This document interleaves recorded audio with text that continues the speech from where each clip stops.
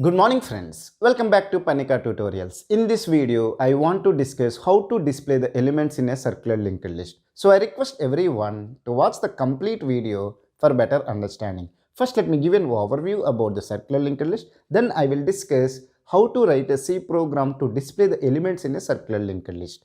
A circular linked list is a collection of nodes where each node will have the data and address of the next node. Look at this one. It is a circular linked list. We have collection of 3 nodes are there which are stored in the address location such as 100, 200 and 300 respectively.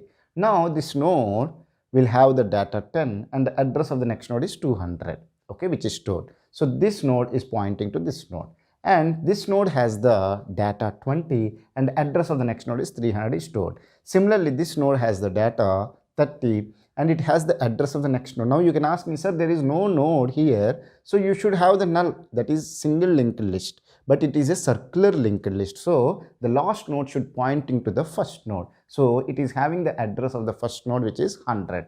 Now you can ask me, sir, in circular linked list, how can we identify which is the first node and which is the last node? We have 2 pointers called head and tail, which is having the address of the first node and address of the last node respectively. So this is the first node, so that's why address of the first node 100 is stored in the pointer called head, and address of the last node 300 is stored in a pointer called tail. Now we will discuss how can we display the elements in a circular linked list. We will write a user defined function called display, and we will use void as a return type. Meaning is that this function does not return any value. Okay, now we need to check if head is equal to null, then what is the meaning? The list is empty. If list is empty, can we display the elements? No, it is not possible to display the elements.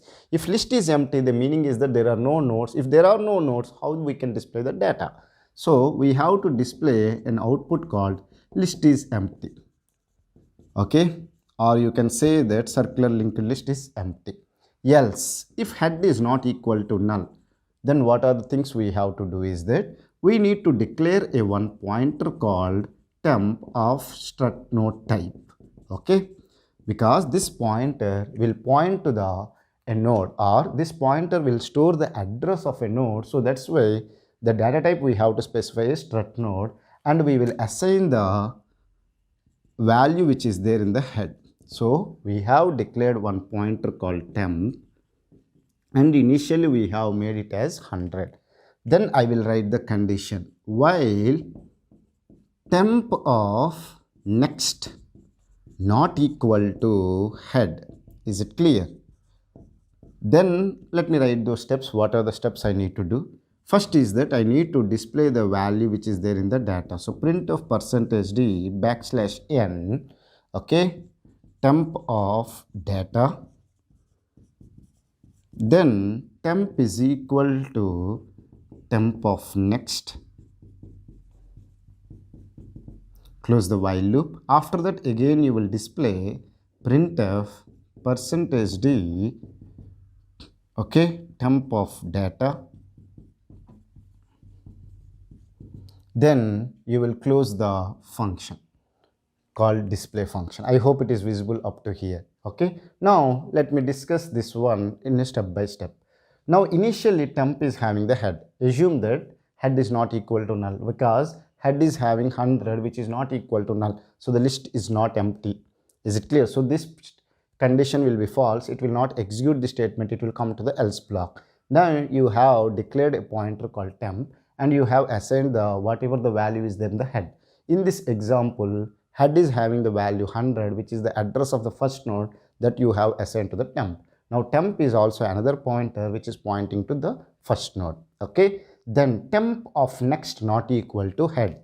Look at what is head. Head is 100. Okay, temp of next, not temp is not equal to head. We have not written. If it is there, then first time itself the condition will be failed. But we have written temp of next. Temp is 100, 100 of next is 200. 200 is equal to 100. No, 200 is not equal to 100. So this condition is true. If this condition is true, we are printing these two statements. Print of %d temp of data. Temp of data is nothing but temp is 100, 100 of data is 10. That will be displayed, and console will go to the next line because you have used the backslash n, which is an escape character, to go to the new line. Once it is done, we need to execute the statement. Temp is equal to temp of next. What is temp of next? 200, that you are assigning to the temp. Now temp is having the address of the second node, which is 200. So now temp is pointing to this node.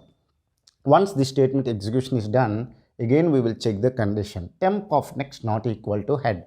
What is temp of next? 300. Temp is 200. Temp of next is 300. So 300 is not equal to 100. Again this condition is true. If this condition is true, we need to execute these two statements. One is the temp of data. Temp is 200. 200 of data is 20. That will be displayed here and console will go to the new line. Is it clear? Temp is equal to temp of next. Temp is 200. Temp of next is 300. So that you are assigning to the temp. And then again you are checking the condition. Temp of next, 300 of next is 100. Now it is 100 here. So 100 is not equal to 100. No, 100 is equal to 100. So this condition is failed. If this condition is failed, it will come out from the while loop. Now once it is coming from the while loop, look at how many elements we have displayed. 10 and 20 we have displayed. We have not displayed the 30. So that's why I have written print of %d temp of data. What is temp? Is consists of 300. So it is pointing to this one. It is a pointer. So we have used the arrow operator to display the data. So 30 will be displayed. Is it clear? So all the elements 10, 20, 30 has been displayed. Okay, so we have closed the function called display. So this is the way we will display the elements from the circular linked list. I hope you have understood how to do it. If you still have any doubts related to this concept, whatever I have discussed in this video, feel free to ask me in the comment section. I will try to clear your doubts as early as possible. Thank you for watching the complete video. Have a nice day. In the next video, I will discuss how to insert the elements in the circular linked list. I will discuss about 3 scenarios. One is insert at beginning, insert at the end, insert after a specified position. If you want to learn how to insert the nodes in a circular linked list, I request you to go to next video and watch it. Okay, thank you.